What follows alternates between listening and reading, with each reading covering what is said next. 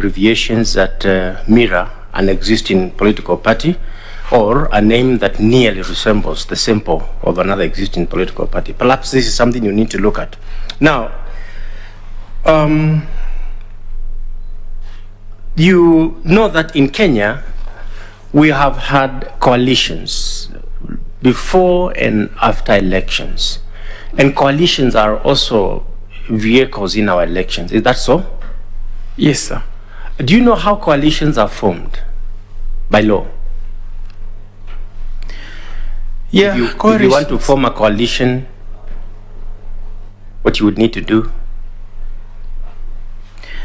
What I know, sir, is that coalitions can either be formed before an election, that's a general election, or after a general election.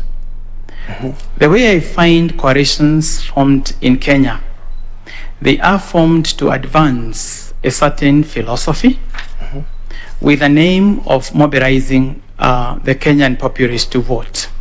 So for the coalitions to be formed, they, one, must be from registered political parties that adhere to all the regulations of the Political Party Act. These political parties have to register the coalition with the registrar of political parties. And that has to happen either before the elections or after the elections.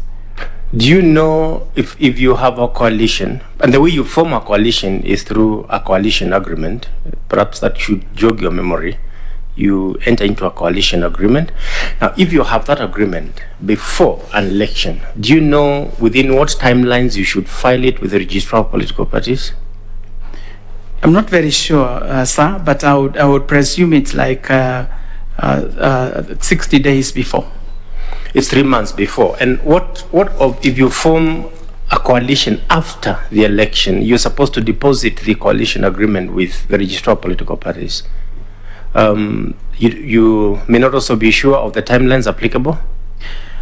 I do not want to get into wild goose guessing, but again, I would restrict myself to the usual 30 days for that purpose, because it comes in very early after the election has been declared and gazetted. Well, you may need to look at the Political Parties Act, because the answer is there. Now, the Constitution under Article 91 says that political parties must have a national character. What do you understand by that? If I may look at the requirements of, for example, a presidential candidate, he requires to have garnered at least 25% from a majority of the counties. So the national character at that point should be that it garners some certain voter populace from each of the counties in our country, Kenya. So it's not like centralized to only one region, so that when it looks at even the participation in the elections, such a party should have candidates from all over the country, but not from a single region. So my understanding would be that they are all over the country. There are specific numbers. Have you interacted with you would not know the specific numbers that are stipulated by law to constitute national character. You say that they should have members from all over. Do you know the numbers that are involved? Unless I follow it from, as I said, the presidential candidate, that they require, for example, to garner the 2,000 votes for them to participate in a majority of the counties. So I'm expecting that they should then have such a margin. Historically, yes, I have seen the requirement in law that the winning candidate should again garner 25% in every county. So I wouldn't be able to predict or give the specific figure for that in law. Okay. Yeah, it's different from the demands of the nominations for presidential candidates. They're different. But let us just take it a notch higher.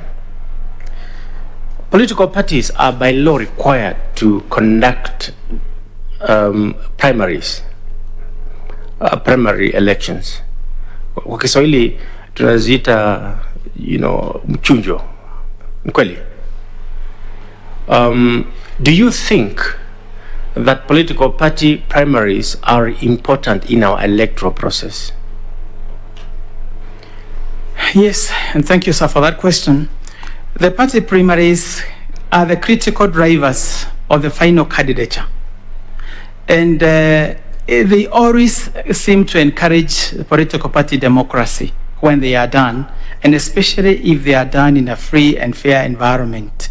Because ultimately, they are the ones that will give us candidates for the general election or even a by-election. So the political party primaries are very critical to the democratic process, especially in the electioning process. And you say that they have to be free and fair because they determine the elections. Yes. They are part of, according to you, are political party primaries separate from the election, or are they part of the election? Sir, it agonizes me when I look at the political party primaries because they seem to be quite far off the electoral process, because many a times they are carried out by the political party themselves. And some of the political parties may not have the structures for such a process. They, yes, are critical to the overall process, but they are carried out far off. But I have seen in the Election Act that IEBC is allowed to conduct those primaries. How I wish that there was negotiation between parties to use IEBC for them to be more credible. What I'm asking, sir, is at the critical level, the law provides for political party nominations as a precursor to the general election. I'm just asking, in your view, regardless of how well or badly they are undertaken by political parties, do you think political party nominations are a critical part of the election cycle? Yes, the answer I gave is yes, it is a very critical element of the electoral cycle because it will give us the candidates for that political party. It is one evidence of parties adhering to political party democracy, their internal democracy. It is a process that in the end, even at times reduces the cost of elections by weeding out some of the contestants in the final election. Thank you very much. Now, perhaps a couple more questions. If I look at Article 88 of the Constitution, and you have the Constitution there, but I'll just tell you what I'm referring to. The law says that commissioners of IEBC are required not to have stood for election in the preceding 5 years. Why do you think the Constitution would bar commissioners of IEBC from having participated as candidates in the preceding election? Sir, I think this is simply because they want the commissioners not to be biased in their decision-making process. But that does not negate members of a political party to participate in the activities enshrined in Article 38 of the Constitution. But at the level of taking over an office, the members of IEBC should be seen to be non-partisan. But that's not to mean that they should be apolitical, because they also have their rights. What I would suggest to you, the Constitution does not bar you from being political. It says you don't qualify if you stood for election. And your answer is that the reason for that is because you're not supposed to be seen to be biased towards political activity. Is that so? Yes, or seem to have influenced the process of your ascendance to that office. Yes. Yes. And it's true that for you, you stood for nominations in 2017? No, sir, I did not. I did not participate in the nomination in 2017. Okay. That's all right. All the best. Thank you very much. Thank you so much, Mr. Kimuli. I'll now request Dr. F.S. Abdallah to ask you some questions. Good morning, Doc. Good morning, Dr. Hari. Or should I say Professor? When it comes, celebrate it. We'll be in the transition. Right, thank you. Dr. Nganga, looking at your experience and qualification, I'm a bit confused as to why you'd like to work at the IEBC. Maybe you could please enlighten this panel as to your justified reasons on your application. You have already qualified where the application is concerned, but just wanted to clear the mind as with the background, the experience, the qualifications at 53 years old. Why would you want to change your career? Dr. Just as indicated by my moving from the university to the county government, I always have a desire to answer to pertinent problems within the society. And that's why I said that I also give back to the community. Having qualified so far, I realized that yes, I have done a lot of research, culminating with the final project on coronavirus, but I feel like I want to also be a solution to the Kenyan problem, especially on the electoral cycle. Because sometimes I agonize to see sometimes a disjointed commission where maybe members are not able to answer to the call of harmony in their functions. I also want to serve the people of Kenya in conducting peaceful elections where nobody feels defranchised. In my experience in the county government, I was able to work between the politicians who had their demands and still be able to function independently and give a solution after an amicable negotiation between the political class and the law. So I really would want that experience shared by the people of Kenya as I function as that commissioner who will bring in, or who will be a member of a commissioner to bring in peaceful elections. This time again, Dr. we are going into a boundary delimitation session. This can be a very emotive question in Kenya coming shortly. I need a mind that is very stable, that is resilient. I remember I saw some of that function happening in Nakuru, and there was almost an altercation between a commissioner and the members. So I want to bring in sanity where, as far as possible, I can in both the electoral process and the boundary delimitation process. Should there be a referendum, sir? I also would want to partake of that to ensure that the people of Kenya get the best out of the referendum question. Yes, Doc, you have all the right to decide on your way forward. And of course, there's the saying, any fool can carry on, but a wise man knows how to shorten the sail at the right time. So maybe you, as you say, you are looking well ahead, and all the best, right? Now, as far back as the Krieger reports structural weaknesses in the relationship between the Commission and the Secretariat were identified as a key electoral management in Kenya, these issues do not seem to have been cured. What would you attribute to this set of affairs? And if appointed to the Commission, what will you do? Even in the Kriegler report, they saw that there's been a problem between the Commission and the Secretariat. This doesn't seem to have cured because it's going on, like, heritage, yeah? Do you follow what I'm saying? Yes, I have an experience in a similar situation, especially in county governments, where sometimes there's a conflict of laws between a CEC and a chief officer in a department, because the secretary to IEBC is the CEO. So he takes charge of the day-to-day functions of the commission. He implements the policies that are developed by the commission. He is subject to the oversight of the commission. And therefore, I don't understand where this conflict comes from, because the commission, from my expectation, just like I found when I was a member of the CEC, has its own remit. And this is the development of the strategy, the policy, and then give it to the Secretariat to implement but play a role of oversight to see that, yes, the Secretariat is performing as per the guidance of the Commission.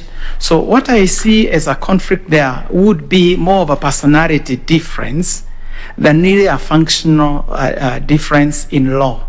And this is why at this point, the commissioners will be able to know their limits, and where they think the oversight strategy can be extended, they have a way of forming subcommittees to look into the aspects that are bringing disharmony in the whole of the commission, because they have the oversight law.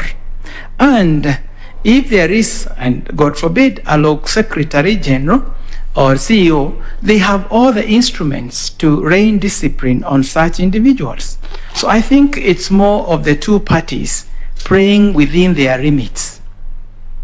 Yes, Doc, I understand and I follow what you're saying. But the issue is, yes, there is set down code of conduct and every law is required. The issue, it's not working. What contributes to this? What attributes these differences for?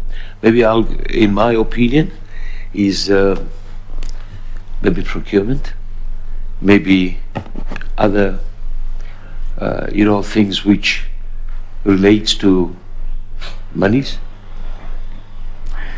We've been reading it. You have been reading it. Let's call a spade a spade.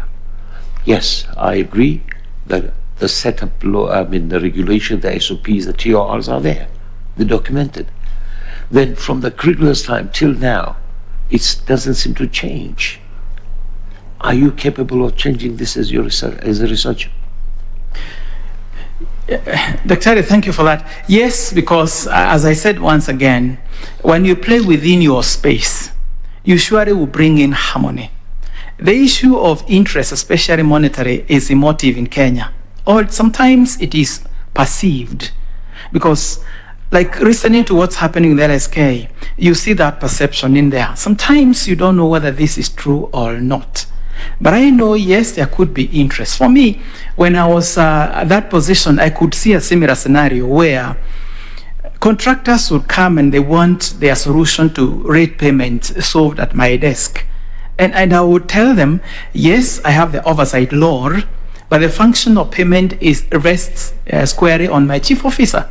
So yes, you bring in policies. So I think at this point, this is the personality differences between the individuals who are each playing a role. I wish to play that role that will bring sanity, where the commission plays its space and gives the secretariat their functional roles. Right. You just talked about your chief of staff or your chief in charge of the finances. That's what you were saying, right? Now tell us, who's the accounting officer of the IEBC and what are the duties of the accounting officer? The accounting officer of IEBC is the commission secretary. And the commission secretary is in charge, as I said, of the day-to-day functionalities. He is the one who is in charge of all the staff. He's a communicator. He communicates between himself and the commission and the staff. He's supposed to prepare budgetary estimates at the end of an election, at the end of a financial year, and deliberate to the commission for 1 month transmission. He is supposed with the commission to implement the structure, the HLM structure of the commission. He is supposed to oversee functions of the commission, such as the electoral process. He's supposed, therefore, to do such sensitive processes as voter education, voter registration, voter register verification, procurement for essentials, including the electronic systems, and such functions that may be vested on the Constitution, on him by the Constitution or any written law. Thank you, Doc. Perfect. Thank you, Doc. For the benefit of all, we were just talking about the SOPs. Everything is documented. This is very well documented, what you told me. I'm just saying that Section 10, subsection 7 of the IEBC Act 2011 provided that the Chief Executive Officer of the Commission will be the Secretary, right? head of the Secretariat, the account officer of the Commission, custodian of all Commission records, responsible for executing decisions of the Commission, assignment of duty supervision, facilitating coordination, ensuring execution, then where is the difference? Well, it is clearly documented. Anyway, Doc, thank you very much and all the best. Thank you, Dr. Hari. Thank you so much, Dr. Abdallah. I'll now request Gideon Solonka to ask you a few questions. Yes, Karibu, Daktari. Article 38.3 of the Constitution gives a voter the right, without unreasonable restrictions, to vote by secret ballot in any election or referendum. Okay? Yes. Now, in your view, why is the secrecy of the vote important for a free and fair election? That has come over the historical perception of elections in Kenya, where we see it coming right in the 70s. And because the secrecy gives you an opportunity to make an informed decision, to evaluate the kind of leader you want to represent you, to evaluate the personal, political, moral, and integrity aspects of the leader you want to be in position. It protects you from influence by other political players within that electoral environment. So the secrecy is important because it also protects you or cushions you from the repercussions of your decision outside the polling station. Because when it's known that you voted for candidate X, then you expect the agents and supporters of candidate Y to have a perception. So it protects the community from otherwise the repercussions of their decisions in an electoral process and outside their social environment. Thank you. Now, what measures has IEBC put in place to guarantee the secrecy of the vote at the polling stations? Maybe you can share some of the measures. They caution us first outside the polling station. They ensure that the persons that are attending to you are non-partisan. Party agents, party mobilization, and party and candidate supporters are far off the polling station. They don't get into the premises. As you walk in, they ensure that everyone who is handling you, right from the queuing clerk to the presiding officer to the other clerks within a polling station, are not biased towards any of the candidates standing therein. As you get your ballot, they ensure that there is no bias in the register they use.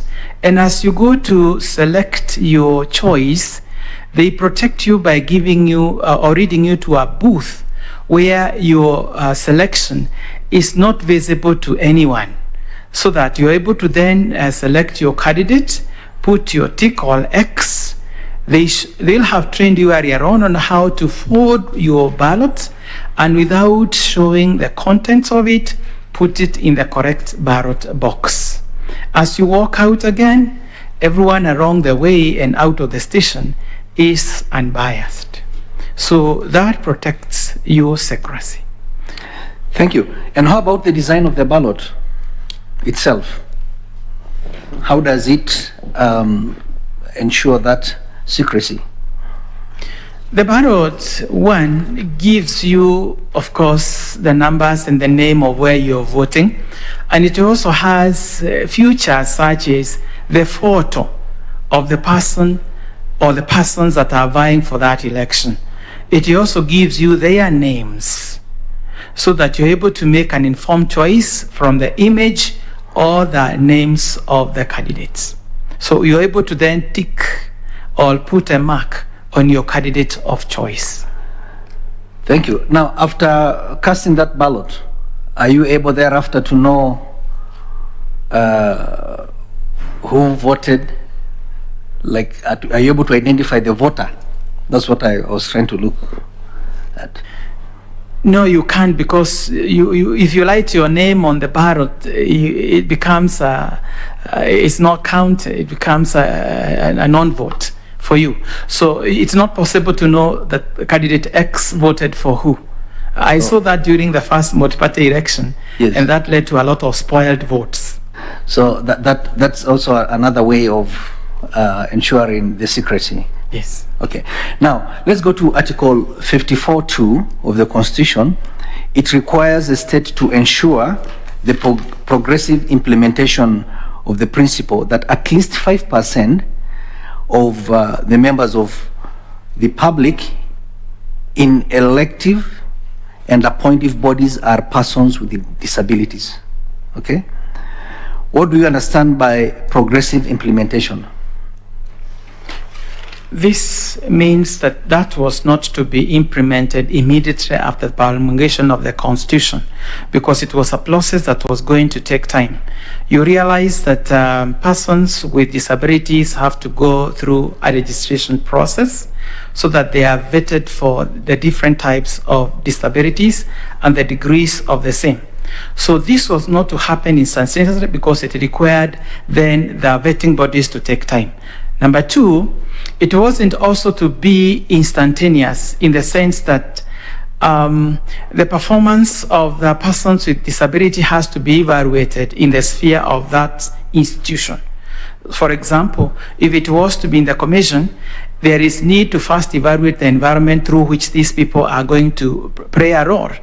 So that if it is an institution that cannot, for example, allow some disabilities to access its premise, then they are given time to change such an environment to allow the disabled individuals to participate.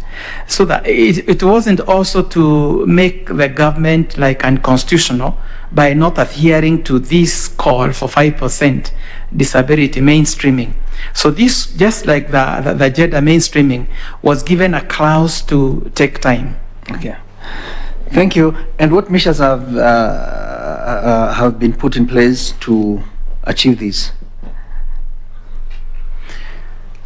I see a lot of advocacy towards gender mainstreaming, especially in government.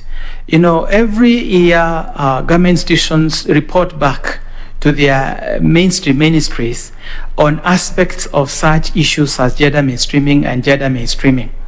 And this compels such institutions to progressively show some change from previous reporting system. There is a call all the time for this mainstreaming in such institutions in government and also in public sector.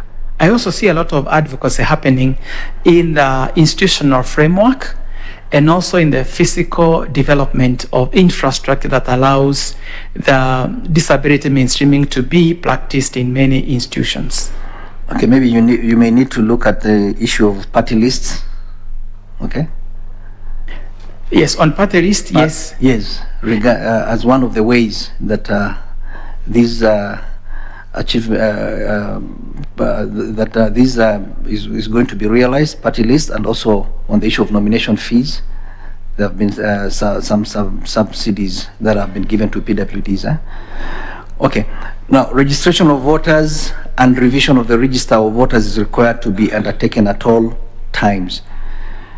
However, there are certain instances where the Commission is expressly prohibited from registering voters. What are these instances? The Commission is not allowed to register voters when there is a call for a by-election, from the time of declaration to the time of that election. The Commission may also is also prohibited from carrying out voter registration 3 months to a general election or to a referendum, so that gives time for the register to be verified and gazetted.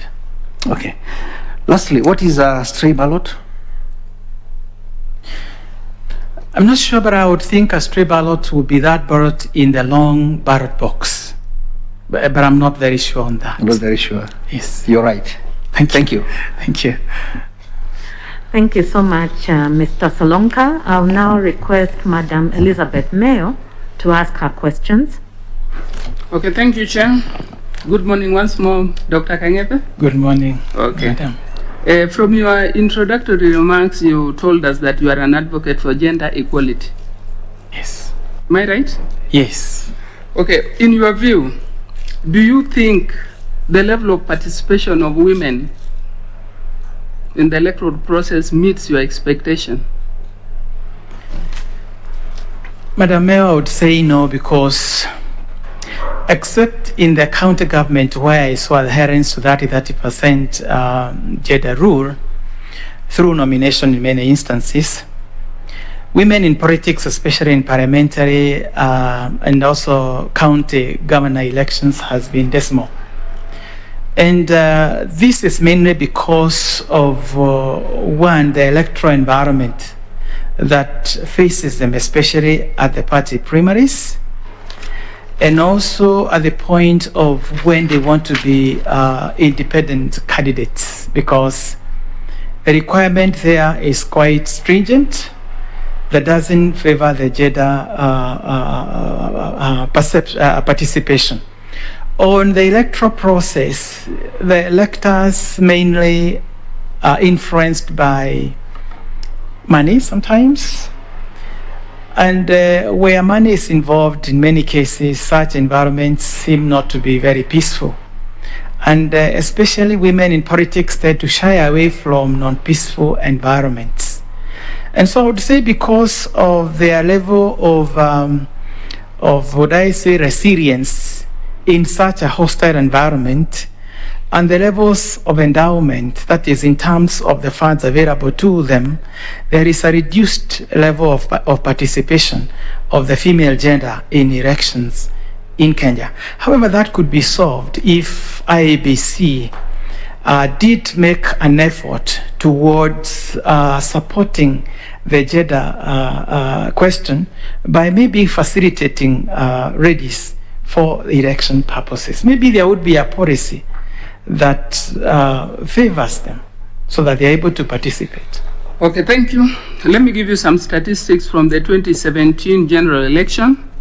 Women candidates numbered 1,300 out of a total of 14,523 candidates. That gives a 9% participation, if you do your maths well. And only out of the 1,300, only 172, 13% were elected. Yeah? Out of that, 3 women were elected as governors and 3 women senators were also elected for the first time in the history of Kenya. A youth was also elected as a governor.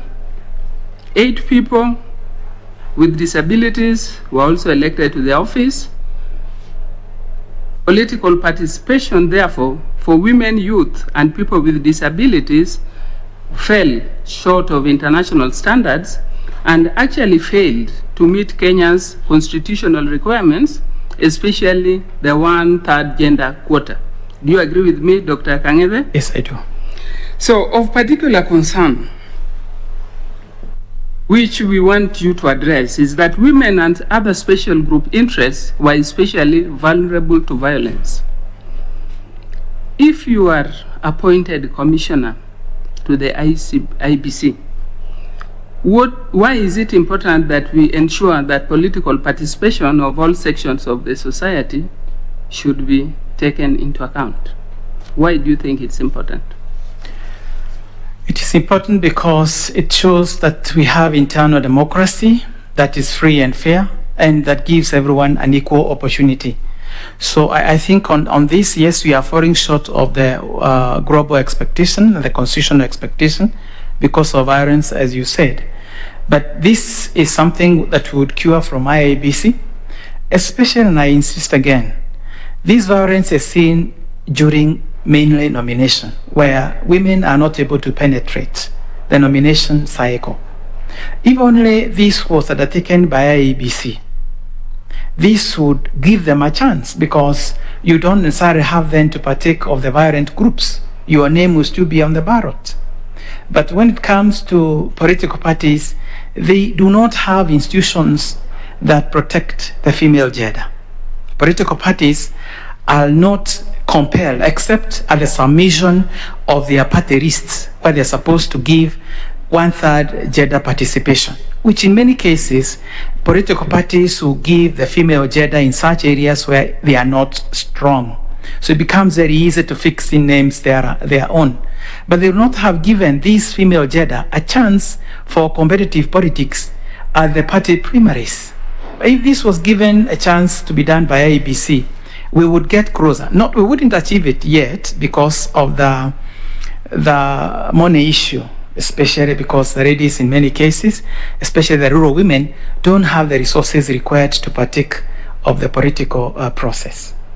Thank you, Dr. Kangete. From your response, do you support the use of money at any given point in electoral process? Because you have said one factor that is stopping women from participation is maybe lack of funds. So what is your view on that? The use of money is justified in the political process, because when a politician goes out there to try and sell out his policies, he's just like a salesman of a product in the commercial world. And so he needs really to sell his policies using every other technique that can be used out there, including advertisement, mobilization, hiring of venues, putting up billboards and placards, all that, this Facebook and all that. So, of course, there's a justification for use of money during the process. However, maybe the campaign financing role should come in and make that expenditure very structured, so that whoever wants to use money, for example, to cue young people and give them a few coins, will have to justify such an illegal activity. It would rather be that maybe the youths were employed to carry out an environmental friendly activity by that individual, and then they were compensated for their time and effort.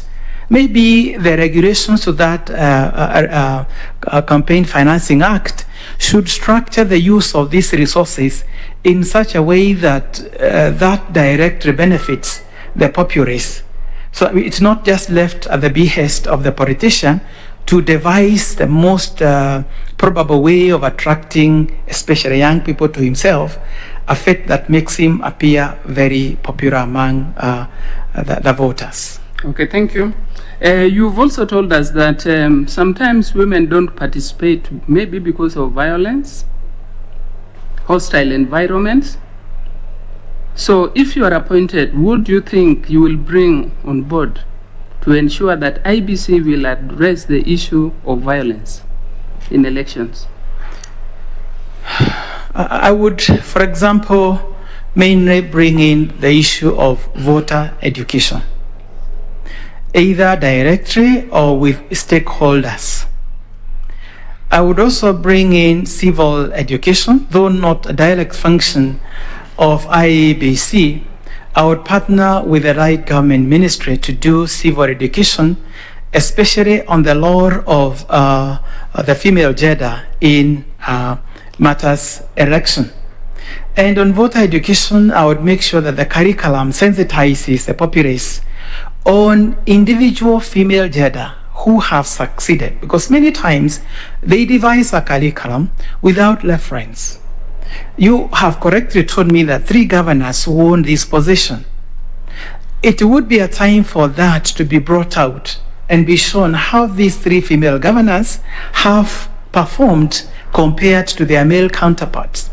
So in voter education, we do not necessarily have to just think in terms of the rights of the voter or the right of the public. We also need to benefit the public by giving them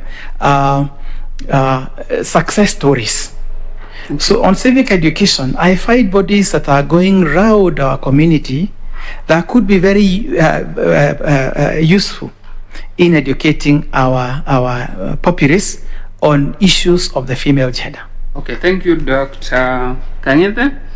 So in your view, which stakeholders would you engage in this view to promote the interest of the participation of the special interest groups? I would use the Gender Council. I know they do support such effort, and see who the other stakeholders I would use. I would also approach such bodies as International Federation of Electoral Systems, IFS, for mainly funding for activities in especially advocacy for the participation of that female gender. I know there are other stakeholders that do participate in such endeavors. I would actually quickly sit down and look through a list of who then has interest in the female gender advocacy. But on the protection of the female gender, I would need to approach the Ministry of Interior, maybe the police force, to do more of the protection for the female gender, especially in the activities. Maybe there would be a policy within the security policy of IEBC to ensure that the female gender is given extra protection during that electioneering period, so that will not make them shy away from the electoral environment. Okay, thank you, Dr. Back to your role at Kiambu County. Between 2017 and 2020, you were the executive committee member for education, culture, gender and social services, am I right? Yes. Yes. So based on your skills during that period, what do you think you can bring that can make a difference in the voter education strategy IEBC is using now? I would have to, one, from my university environment, I would look first at the curriculum. But two, as I come to the county, I would look at which positions allow for the participation of the female gender than others. I remember the county had a problem, especially when I was looking at my ECDE teachers, who happened to all except 3 be females. And so at that point, I saw the participation of the other gender to be like much reduced. And this is just by the nature of that need for a motherly touch on a young ECD child. So I would have to look at the IEBC and look at what areas can they be well endowed. For example, if it is voter education, and there's a directorate for that, and I'm sending my team to hostile areas, I would ensure that I set the correct gender. But that's not to mean that I will not have a gender compliant voter training sector. I would ensure that they comply to that. So I would look at the HLM structure of IEBC, ensure gender compliance. I think we tried at Kiambu County. I remember when I was looking at corporate governance and was coming to restructure the directorates, I realized that the CEC and the chief officer were of the male gender, and the female gender was only in another 2 directorates. So just to give the female gender an advantage, we created a department and recruited a female gender to be director, and the assistants were to be of the opposite gender. So that we all did at the same time. That I would also ensure in the commission that, in as far as possible, if the senior is of this gender, the deputizing person should be of the opposite gender. That way there will be gender equality. Okay, thank you, Dr. Kangete. Please tell us, what does the law provide on voter education? Now, the voter education, if I go to the process, the commission is one supposed to make regulation or procedures for voter education. And it should ensure that voter education is to the public, so that the public is well educated on their rights to vote. In the voter education, it also demands that the voter is well endowed, informed on the role of IEBC and the role of the voter himself. It also is supposed to educate the voter on the electoral process, pre, during, and after the election, and other aspects. I may not be very clear on the law on that, but that I think would be the content of the law. Okay, so in your view on what you have said, what do you think might be some of the challenges that might stop IEBC from complying with the provisions of the law? listening and reading from their public domain sites, one of the critical shortcomings I see is in timely release of funding, so that they are not able to carry out voter education on time. And maybe the budget so released is not enough to undertake that function. But away from that, that does not deny them an opportunity to call on other stakeholders to partner with them. On the delivery of the content, I find them not able to reach the common person, to reach the common place.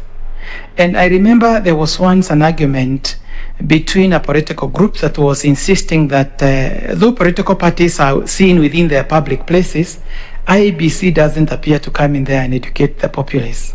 So on the voter education, they shouldn't just carry out within the voter education week, but should be a progressive process where the commission staff, especially when it is not a busy electioneering period, should be out there carrying out voter education. I hope that is a route in law. Okay. So what kind of strategies do you think IEBC should put in place to promote voter education in the rural areas and in the urban areas? In the rural, because these are areas that they don't reach, I would want them to, or rather we will be able to partner with various groups in the rural areas. For example, the chief barasas are frequently held in the rural areas, and IEBC could present a short episode of the rights of the voter in such a forum. In the rural areas, I also see a lot of groups that meet for meetings like the CBOs that can also be focal points for voter training. I also see a lot of NGOs that partake of various trainings within the rural areas, which can be used as focal points. So I think stakeholder engagement would make them reach the rural areas very easily. As to the question of urban areas is easy because much of the populace is able to interact with media. So I would again go into the media place, maybe the print and the TV and voice, and I would also get into social media, the space of Facebook and WhatsApp and all the others, and be able to reach the urbanized setups.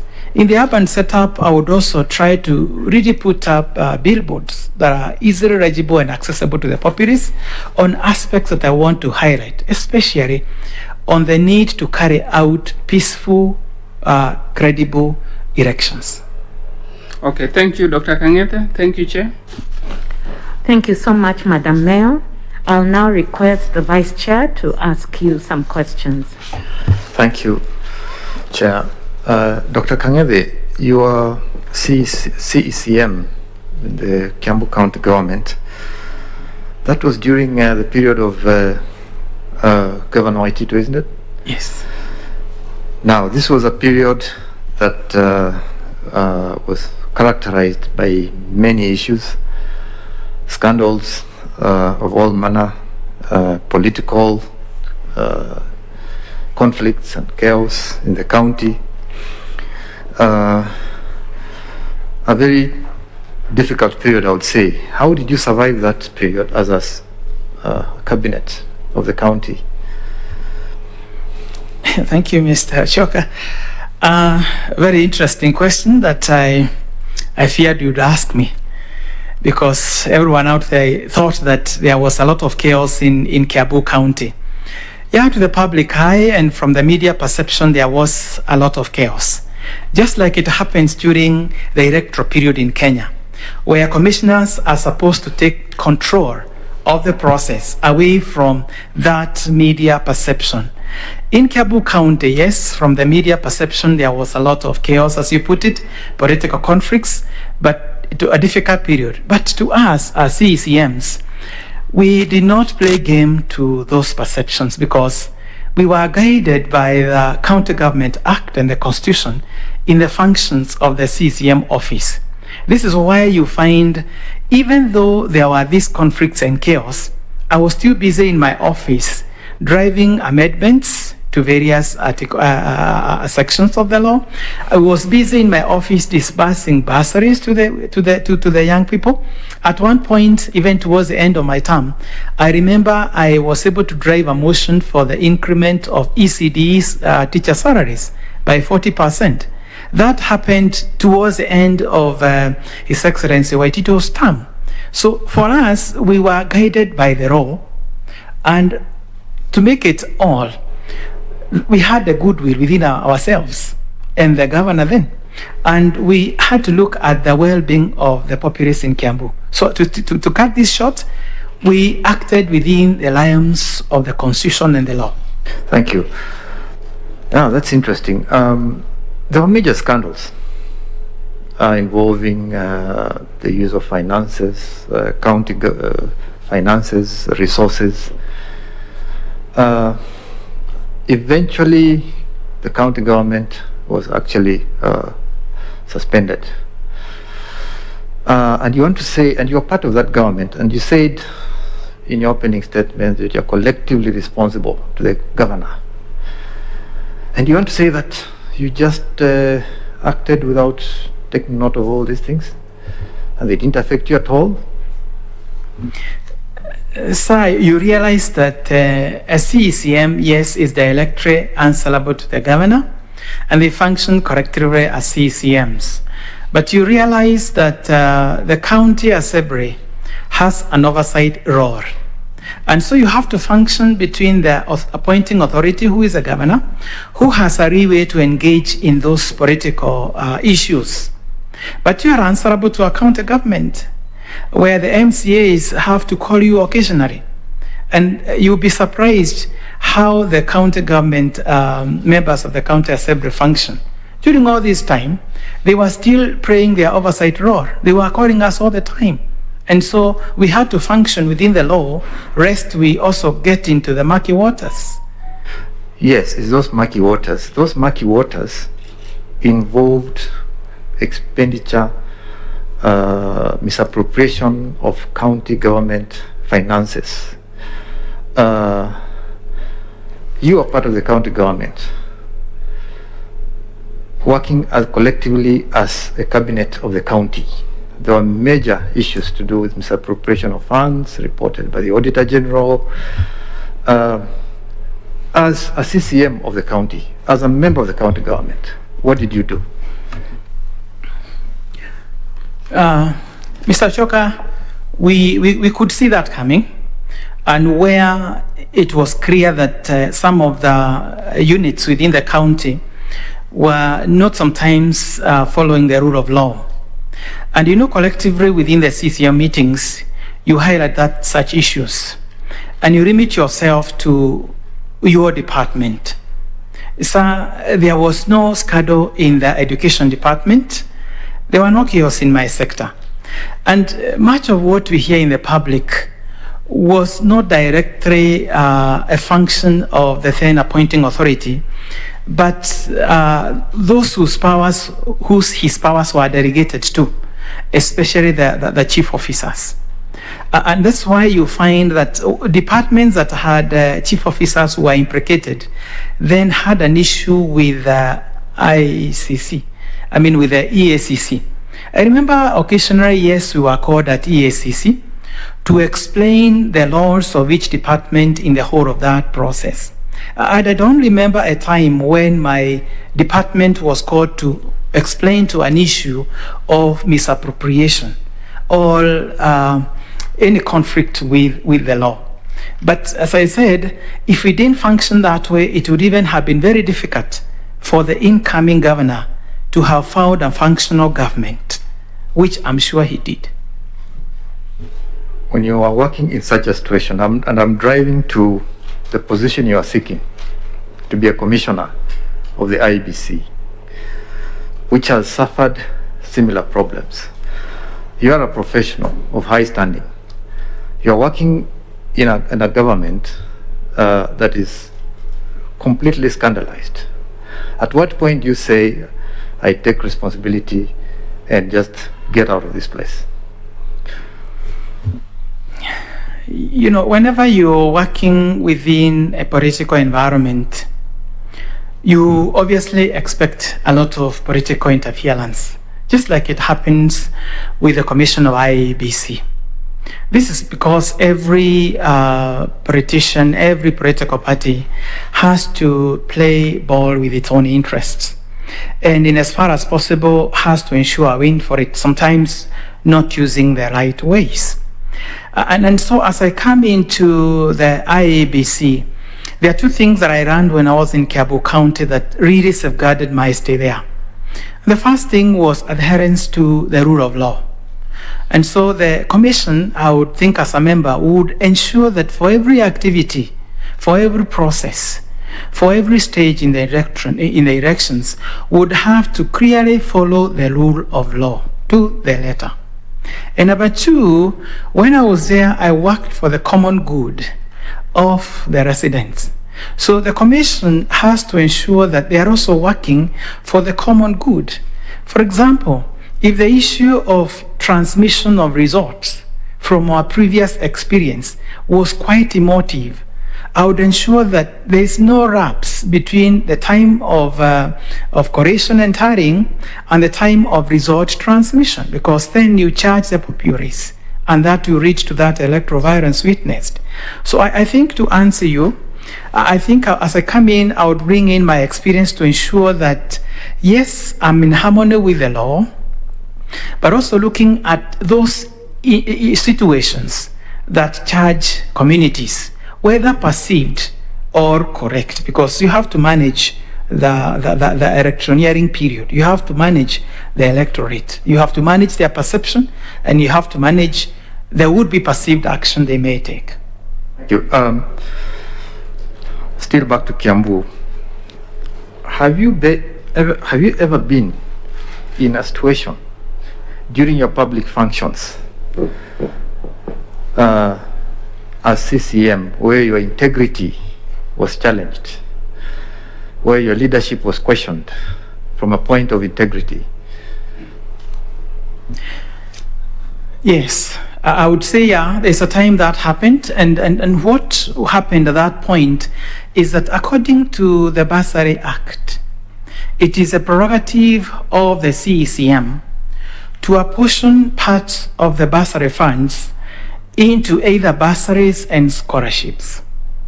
As I came in, I found that there were some beneficiaries from the previous government that were still to benefit from such a scheme. And according to the perception of the new government, especially the members of the county assembly, such a commitment should have been discontinued. But I chose not to, because I believe in perpetuation of a government commitment and the rights of the populace. So that brought into question as to how I had arrived at that list of beneficiaries from the previous government. The issue was that they want to know how these people had been vetted. But I was saying we can't go back into their vetting as long as these people were dependent on the bursary scheme, and as long as the Department of Social Sciences had gone down and personally identified these needed cases. But there was a problem because the distribution of these cases was biased towards some membership of the wards than others. And so those members of the wards that didn't have a beneficiary in the bursary scheme were feeling like I was biased. And that brought in a question of integrity. But I was able to solve that towards the end of my tenure by ensuring that every ward was given an equal opportunity to propose the would-be beneficiaries of the scholarship scheme to bring that equity, and also of the bursary scheme. So at least that was solved at that point. Thank you. You mentioned something very interesting. You talked of the Kenyan problem when it comes to our elections, the way we manage our elections. What do you think affects our electoral democracy? What are those issues that affect our electoral democracy that cause what you called as a Kenyan problem? I think the main thing here is the political awareness of our electorate. Most Kenyans do not realize the value of that politician or that representative that he delegates the powers to, because the power belongs to the people. They are not aware of the commitment they make when that individual gets to make critical decisions, like in the decision process where laws are made, sometimes to the disadvantage of the ordinary Kenyan. So I think the unawareness affects our electoral democracy, because many a times they may vote based on not actual capability of the individual, but sometimes cosmetic perceptions. The second aspect that affects our political democracy is the interest of the political groupings and the money aspect, because these political groupings make sure that they advance their perceptions to the populace, whether real or created, and that affects our electoral democracy. Number 3 is a level playing ground of the political democracy, because if IEBC was able to carry out voter education, if it engaged institutions that will carry out civic education, then the populace would be educated. They would have the information. The last one I find is a fear to partake of an election. And this is why you find we have never achieved a 90% voter turnout in Kenya. Not one that I'm aware of. This is simply because of that voter apathy, where people feel like these politicians will always perpetuate their stay. So why should I go there? And finally, the structure of political parties. We need to look at political parties and strengthen them so that they're able to perpetuate their political space. Sometimes the political parties will function like clubs, or that are concentrated towards certain groupings. But if you look at the success story of a country like the Americas and Ghana, you would find that over time they have been able to develop their NPP and NGCs in Ghana, or the political parties in the US. This is simply because there was an intentional push from the government to develop political parties in a way to give a difference. Thank you, Dr. Ngan. Thank you, Chair. Thank you so much, Vice Chair. I'll now invite Reverend Father Mutia to ask you a few questions. Asante mwenyekiti, asante daktari. Good morning, this is News Check, and today being the 14th day of July 2021, IEBC still continues with its interviews, and today is the chance of Dr. Joseph Kang'ethe Ng'ang'a, who is being taken by the IEBC selection panel for the interviews. And of course, we will be getting back to the second candidate of the day. But before we do that, we now shift focus to property matters. You do remember that affordable housing is one of the key pillars of the Big Four agenda by the head of state. And looking at the property market for the last couple of months have been affected by the COVID-19 pandemic. And looking at the horizon, we can see that politics, the political drama, have started sounding a bit in small volumes. It's also expected not only to affect the economy, but of course the property market as well. Then we will be looking at that before we go back to the IEBC interviews. And joining me on set right now is the CEO of Mizizi Africa Homes, George Mburu. Karibu sana. Asante sana. Thank you so much for making time. Thank you. Of course, we know the president did talk about the Big Four agenda. Of course, housing has also been one of the agendas when you talk about the Vision 2030. But looking at the property markets in the last couple of months, because of the COVID-19 pandemic, how could you rate it as we are? Yeah, thank you very much. And I'm happy to be here. Karibu sana. And the office looking very smart. Thank you. Generally, the new change. Yeah, you have asked a very good question on the real estate sector, how it has been in the previous few months. for sure, Corona came and it actually hit each and every sector, and it was more of a wake-up call. People now, they realize that maybe the focus, we were putting the focus on the things that we were putting before were not the right things, because people are not thinking of what will happen once they go to retirement. People are just living normal lives, making merry, feeling good. Yeah, but the economy of real estate now has been noted to be one of the sectors that, if well tapped into, can help us now start standing economically. Because for sure every sector was hit. When Corona came, it disrupted each and every sector, not only here in Kenya, but all over the world. Globally, things were hit. But now when I look at it moving forward, I have seen people now have started putting focus more now on the affordable housing. Affordable housing was just an item that was there in the government agenda. People are not so keen to understand what is this affordable housing. People are just moving on with life. But now these are things now people are talking, affordable housing. How can I acquire an affordable house? And we believe now moving forward with the realization that we have, things are going to brighten up. And looking at the last couple of months, what are people preferring, according to you? Do they prefer to build their own house? I would prefer that, because I would add some of the things that are not in a conventional house. Are they preferring to buy houses themselves, or they're preferring mortgage? Sure. Yeah, thank you very much. When you look at people look at things from different perspective, depending on where you sit. And like for me, when I look at the real estate sector, all those people are needed.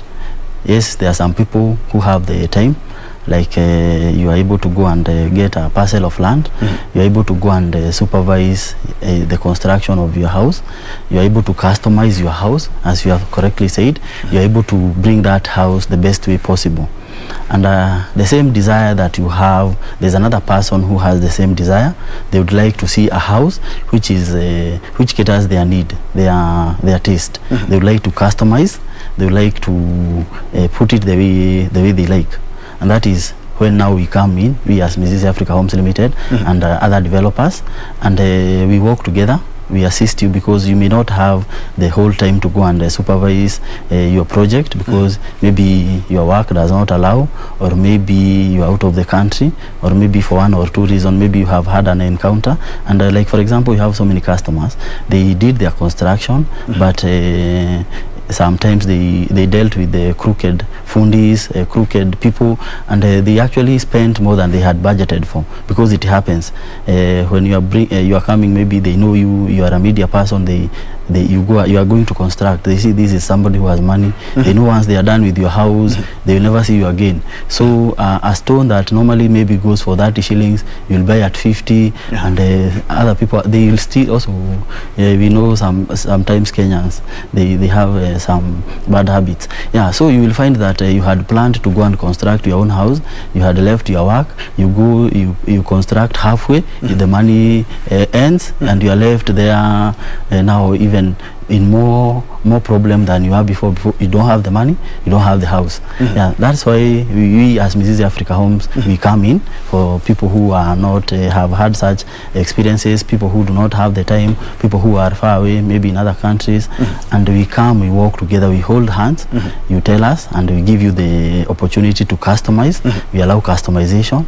We tell you this is our plan, this is how we want to construct, but we give you now the opportunity to customize. We give you that chance. You can tell us, I like this color, paint this color for me. I like this type of tiles, put for me this. I like this kind of the finishing. Basically, the finishings mostly are where people, we have seen people want their taste to come to play, and also they look at the kind of material. Yeah, it's a journey we work together. It's only that it may not be a day to day. You are not there every day. And talking of Mrs. Africa Homes, I've checked out some of your properties, and they are very, very impressive. But the prices, my friend, I think it's not really affordable for all Kenyans. Do you have perhaps some packages for any Kenyan who would want to purchase some property from you? Sure. What happens in the real estate sector and generally in the housing sector, we have several types of houses. We have the social houses, and we also have houses of the low cost, and we also have the luxurious high end.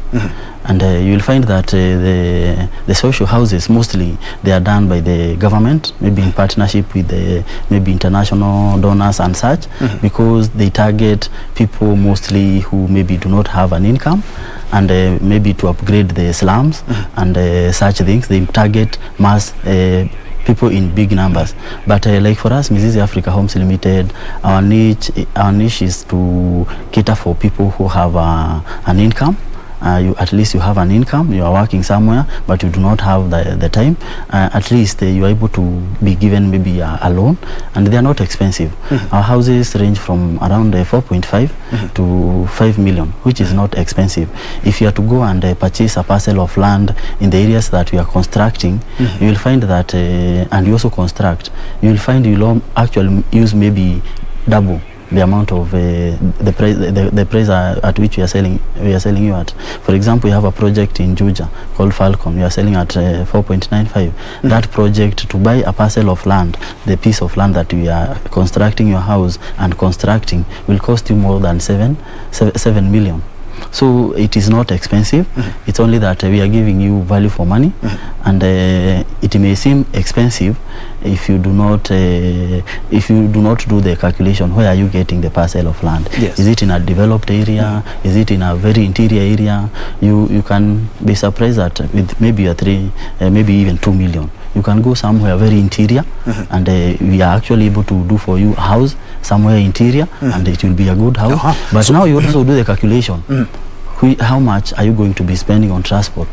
Are there social amenities? How is your security? Yeah. Of course, we will be delving much into that. Of course, the options of having a piece of land and you come with your crew and make my house. But for now, let's now cross over to the High Court at the Milimani, where the case regarding Sharon Otieno, the university student who was murdered together with her unborn child, is currently underway. Remember, Okoth Obad, the governor of Migori, Michael Oyamo, and Caspar Obiero are facing double murder charges. Let's listen in. That particular day. Yes, a lot. And from your information, was it a one-way or a two-way travel? It was a one-way travel. It was a one-way travel. Yes, all right.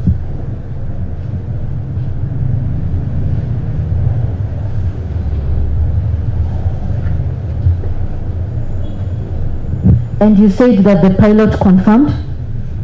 Yes, a lordship, he confirmed.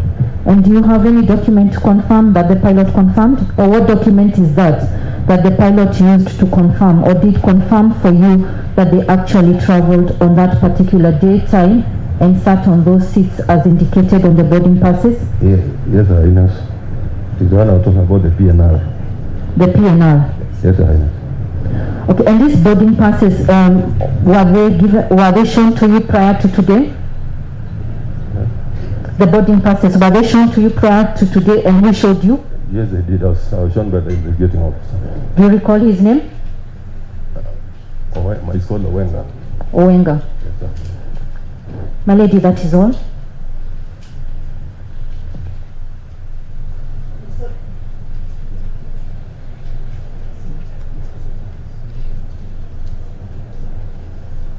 Sorry, after the, sorry, my lady. And these documents that you have mentioned, have they been in your custody, or have they been in the custody of the investigating officers? He came and took them from us, but they were in custody. When he came, he required them again. So the documents have been in the custody, currently in the custody of the investigating officers? Yes, I know. Owenga. Owenga. It's called Owenga. You know him as Owenga. Do you know him with the rank, the force? No, okay.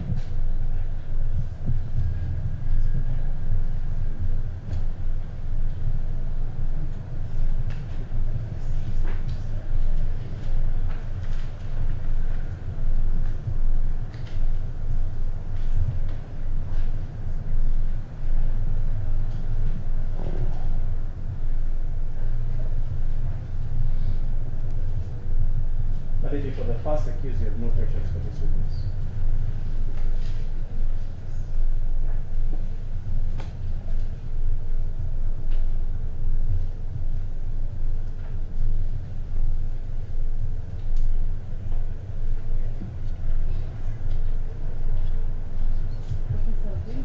Mr. Kuya,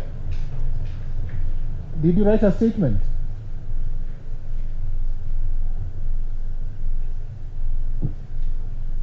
It's a yes or no answer. You can say yes or no. No, I didn't, sir.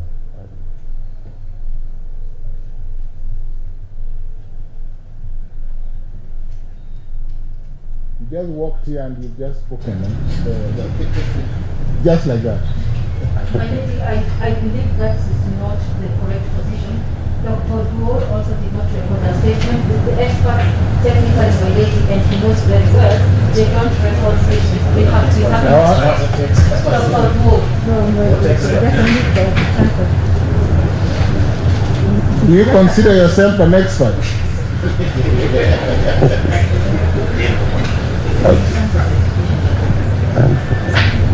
I'd say I'm an expert in security. Sorry? Security. You're an expert in security? I know your lordship. Sorry? Yes, your lordship.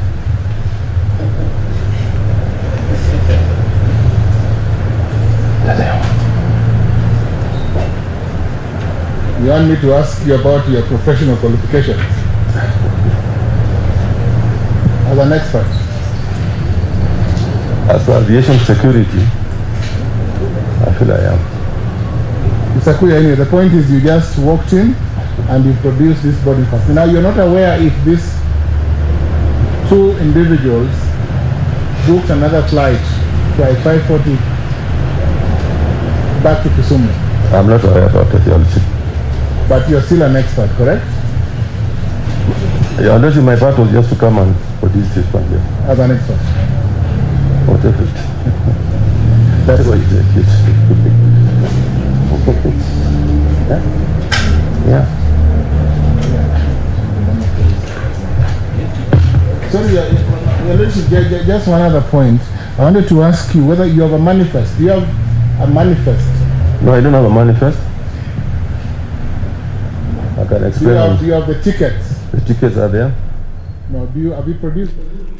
Those are live pictures from the Milimani Law Courts where the case facing Okoth Obado, Michael Yamo and Caspar Obiero regarding the murder of Sharon Otieno, who was a university student at the Rongo University, and her unborn child is currently underway. There we've seen Professor Giambo and Kioko Kilukumi, who are some of the counsel representing the accused, taking some of the witnesses through their statements.